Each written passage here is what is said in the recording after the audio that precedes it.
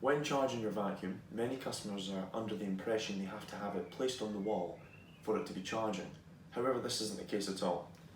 I can simply stick my vacuum onto a shelf beside a 3-pin socket, plug my charging cable into the socket, and the lead goes straight into the front.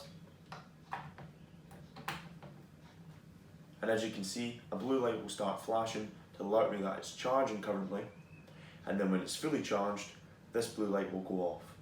And the good thing is, it will also update you on how much charge time currently there is on the vacuum. It takes around about 4.5 hours for a full charge, and after that, the battery will automatically turn itself off, so it's not conducting any more electricity, so it is safe to keep on charge at all times.